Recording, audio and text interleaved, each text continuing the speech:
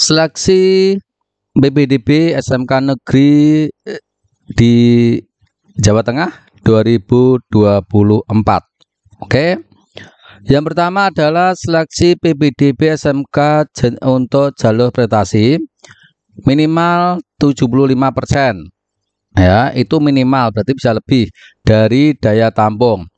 Komponen penilaian yang menjadi dasar dalam penghitungan nilai seleksi prestasi adalah nilai rapor, ya ini harus diperhatikan, nilai rapor dan bobot nilai prestasi bidang akademik dan non-akademik pada kejuaraan berjenjang dan tidak berjenjang. Jadi raport kalau misalkan tidak punya untuk sertifikat prestasi, nilainya cukup dengan nilai raport. Oke. Untuk komponen penilaian yang menjadi dasar dalam menghitung nilai akhir pada seleksi jalur prestasi berdasarkan penghitungan nilai raport semester 1 sampai dengan semester 5 meliputi PPKN, terus agama, ya agama dapat dipengerti, PPKN, bahasa Indonesia, matematika, ilmu pengetahuan alam atau IPA, IPS, bahasa Inggris, pendidikan jasmani, olahraga dan kesehatan atau PJOK, serta seni budaya. Berarti ada 9 mata pelajaran.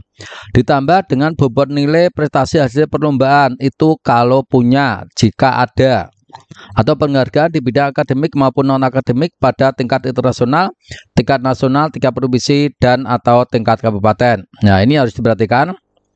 Yang paling bawah, hasil rapat semester 1 sampai dengan 5 untuk nilai sebagaimana dimaksud pada angka 1, 2 adalah nilai dalam rentang 0 sampai dengan 100, yaitu skalanya itu 100. Oke, nanti ini semua sudah dipersiapkan oleh pihak sekolah di SMP. Oke. Terus juga seleksi PPDB SMK untuk prestasi, nilai raport merupakan gabungan nilai rata-rata pada aspek kompetensi, pengetahuan, dan kompetensi keterampilan, dan atau nilai kompetensi sesuai dengan kurikulum yang diterapkan pada sekolah asal. Terus juga calon pendidik dengan prestasi juara 1, 2, 3 internasional dan juara 1 nasional dari kejuaraan yang diselenggarakan secara berjenjang diberikan prioritas langsung diterima. Itu dengan syarat dia kejuaraan yang berjenjang yang langsung diterima untuk juara 1, 3, 1, 2, 3 internasional dan 1 nasional. Oke. Masih seleksi PPDB SMK prestasi. Bobot nilai prestasi ditentukan berdasarkan bobot nilai prestasi tertinggi yang dimiliki oleh CPD dengan ketentuan bukti atas prestasi ditentukan paling singkat 6 bulan dan paling lama 3 tahun. Jadi selama di SMP dan paling singkat 6 bulan. Oke ya. Yang dihitung sampai dengan tanggal akhir pendaftaran PPDB dan prestasi tersebut diperoleh pada jenjang pendidikan SMP atau sederajat. Bukti prestasi harus didukung dengan surat keterangan Kepala Satuan Pendidikan SMP atau sederajat yang menerangkan kebenaran bukti prestasi dalam pendidik CPD yang bersangkutan. Contoh form surat keterangan ada. Ya, nanti ini yang membuat itu adalah dari pihak sekolah SMP. Bukti prestasi bagi calon CPD yang berasal dari Satuan Pendidikan SMP sederajat yang berasal dari luar Provinsi Jawa Tengah dilakukan verifikasi bukti penghargaan dan atau pengujian kompetensi prestasi yang diraih oleh satuan pendidikan dituju sebelum ditetapkan bobot penilaiannya. Nah, ini yang di luar Pulau Jawa yang mau masuk ke Jawa Tengah ya. Jadi harus ada pengujian kompetensi prestasi. Komponen penilaian yang menjadi dasar dalam penghitungan nilai pada seleksi prestasi adalah nilai raport ditambah dengan bobot nilai prestasi bidang akademik dan non-akademik pada kejuaraan berjenjang dan tidak berjenjang. Jadi nilai raport itu yang utama ditambah dengan prestasi selain raport. Oke. Sekarang ini kuota prestasi khusus itu maksimal 15% prestasi ya. Jadi ini yang khusus guna mendukung upaya pembudayaan dan pelestarian seni melalui jalur pendidikan formal. Kuota seleksi prestasi calon pendidik memberikan kesempatan khusus kepada CPD yang memiliki minat bakat khusus di bidang seni pada program keahlian seni rupa, desain, produksi kriya, serta seni pertunjukan pemberian kuota prestasi dimaksud berdasarkan atas surat keterangan potensi CPD dan dukungan pengembangan minat bakat orang tua wali CPD. Surat rekomendasi dari Kepala Satuan Pendidikan asal CPD yang menerangkan potensi dan pengalaman pengembangan seni CPD yang bersangkutan. Surat rekomendasi dari Kepala SMK Negeri yang menyelenggarakan program keahlian seni rupa, desain, dan program kriya serta seni pertunjukan yang menerangkan bahwa CPD yang bersangkutan memiliki potensi dan bakat seni yang dapat mendorong kemajuan pembelajaran pada program keahlian seni yang diselenggarakan. Nah, ini khusus untuk yang seni. Apabila urutan terakhir pada kota yang terdapat lebih dari 1 CPD, maka dilakukan seleksi prestasi khusus berdasarkan nilai akhir seleksi prestasi yang merupakan penghitungan dari nilai rapor ditambah nilai kejuaraan khusus bagi CPD yang memiliki prestasi dari kejuaraan usia yang lebih tinggi CPD yang bersangkutan. Ini menjadi pertimbangan dari seleksi. Sekarang untuk jalur afirmasi. Minimal ada 15% dari daya tampung. Afirmasi itu terdiri dari siswa miskin 10, ATS paling banyak 2, anak panti paling banyak 3. Oke, sisanya berarti anak siswa miskin.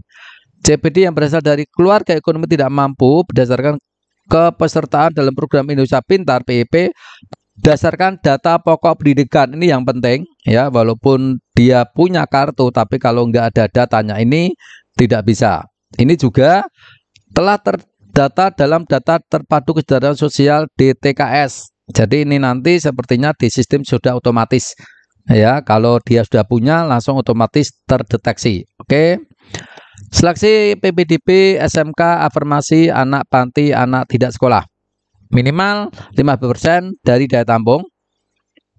Yang harus diperhatikan adalah ini CPD anak panti berdasarkan data anak panti prioritas 1 dan 2 yang ditetapkan oleh Dinas Sosial Provinsi Jawa Tengah. Jadi ini datanya sudah ada. Ya, datanya sudah ada, tinggal nanti sinkron aja. CPD ATS dibutuhkan dengan surat keterangan yang diterbitkan oleh Kepala Desa Lurah dan diketahui disahkan oleh camat di wilayah ATS yang bersangkutan berdomisili dilampiri ijazah jenjang SMP sederajat dengan tahun kelulusan sebelum tahun ajaran 2023-2024 serta didukung dengan surat pernyataan dari calon pendidik yang bersangkutan yang diketahui orang tua wali yang menyatakan bahwa tidak sedang terdaftar sebagai peserta didik pada jenjang pendidikan menengah. Ya, ini harus diperhatikan untuk anak yang tidak sekolah.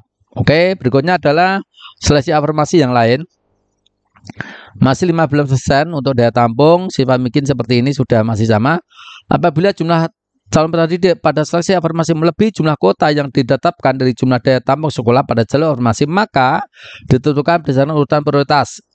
Yang pertama, prestasi CPD. Yang kedua, usia CPD yang lebih tua berdasarkan akta kelahiran atau surat keterangan lahir. Lama ATS dengan kelulusan sebelum tahun ajaran 2023-2024 khusus afirmasi ATS. Nah, ini yang menjadi dasar nanti dari seleksinya. Seleksi PPDB SMK domisili terdekat. Ya, ini yang harus diperhatikan, yang domisili terdekat maksimum 10%. Yang perlu diperhatikan adalah jarak domisili terdekat dimaksud adalah terhitung berdasarkan jarak radius domisili sesuai alamat pada kartu keluarga dengan satuan pendidikan. Oke. Titik ordinat calon pendidik CPD berdasarkan alamat domisili kartu keluarga yang diterbitkan dan atau telah tinggal paling singkat 1 tahun yang dihitung sampai dengan tanggal akhir pendaftaran PPDB. Ya, jadi paling singkat 1 tahun. Berdasarkan data administrasi kependudukan yang diselenggarakan oleh Dinas Pendidikan, Kependudukan dan Pencatatan Sipil Kabupaten Kota di Jawa Tengah atau OPD yang menyelenggarakan urusan kependudukan Kabupaten Kota di Jawa Tengah dengan ketentuan, ya ini harus diperhatikan yang memakai jalur domisili terdekat.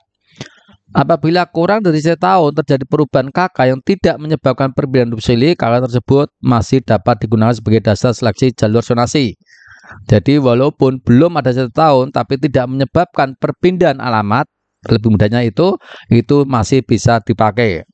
Perubahan data pada KK yang tidak menyebabkan perpindahan domisili antara lain penambahan anggota keluarga, pengurangan anggota keluarga, KK hilang atau rusak, atau perubahan elemen data lain yang ada di KK kecuali alamat. Oke. Dalam hal perubahan KK karena perpindahan harus disertai dengan perpindahan domisili seluruh keluarga yang pada KK tersebut. Nah, perpindahan bisa terjadi kalau seluruh keluarga ikut. Nah, itu bisa. Ya, bisa perubahan, bisa atau masih bisa di nama orang tua wali calon pendidik baru yang tercantum pada KK harus sama dengan nama orang tua wali calon pendidik baru yang tercantum pada rapot ijazah jenjang sebelum dan akta kelahiran. Jadi di KK itu nama calon pendidik orang tua itu sama dengan yang ada di akta kelahiran. Dalam hal perubahan KK karena perbedaan domisili status hubungan dalam keluarga SDK pada KK calon pendidik setelah pindah adalah sebagai anak dan atau anak yang diasuh oleh panti. Nah, kalau perpindahan domisili panti itu dibolehkan ya. Jadi kalau masuk panti boleh. Terus dalam hal kartu keluarga calon pendidik tidak tinggal bersama keluarga inti. Nah, jika terjadi tidak tinggal di keluarga inti, namun telah tinggal sesuai di alamat domisili sesuai kartu keluarga paling singkat 3 tahun paling singkat. Terhitung sebelum tanggal pendaftaran PPDB, sebelum tanggal pendaftaran PPDB, maka calon pendidik dimaksud tetap dapat mengikuti PPDB melalui seleksi domisili terdekat. Lanjutan untuk domisili terdekat. Ketentuan tersebut huruf F harus didukung dengan surat pertanggungjawaban mutlak ditandakan oleh kepala keluarga yang tertera dalam kartu keluarga calon pendidik dan atau orang tua kandung ayah atau ibu calon pendidik yang bersangkutan serta diketahui kepala desa atau lurah setempat. Nah, ini kalau terjadi tadi ya, kalau terjadi kepala keluarganya beda dengan apa yang ada di surat keterangan atau akta lahir. Dalam kondisi tertentu karena bencana alam dan atau bencana sosial, kartu keluarga dapat dicetak kembali oleh OPD yang menyelenggarakan urusan kependudukan kabupaten kota sesuai dengan ketentuan yang berlaku tentang penduduk rentan Minduk administrasi pendudukan. Sekolah memprioritaskan pendidik yang memiliki kartu keluarga dalam zona pada satu wilayah kabupaten kota yang sama dengan sekolah asal jenjang sekolah sebelumnya. Ini yang menjadi prioritasnya. Terus yang ketiga, seleksi calon pendidik domisili terdekat dapat digunakan untuk anak guru, tenaga pendidikan. Jadi anak guru tenaga pendidikan itu masuk di hitungan domisili terdekat.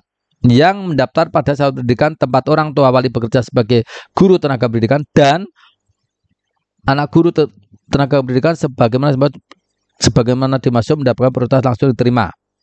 Nah, jadi anak guru langsung diterima. Guru tenaga pendidikan adalah ASN dan khusus bagi GTT PTT pada satuan pendidikan SMK negeri telah terdata dalam database GTT PTT tahun 2019. Jadi untuk GTT PTT asal sudah tercatat tahun 2019 yang dikelola Dinas Pendidikan dan Kebudayaan Provinsi Jawa Tengah.